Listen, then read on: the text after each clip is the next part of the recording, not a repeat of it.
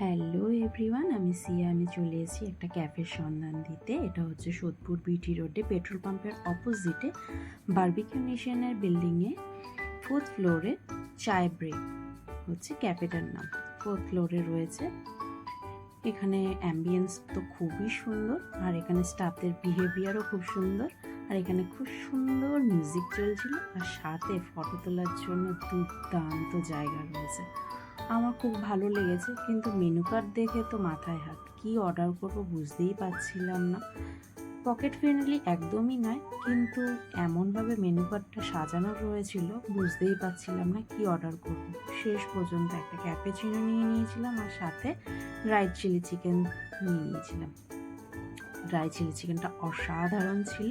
তোমরা যদি চাও যেতেই পারো একবার। টাটা বন্ধুরা।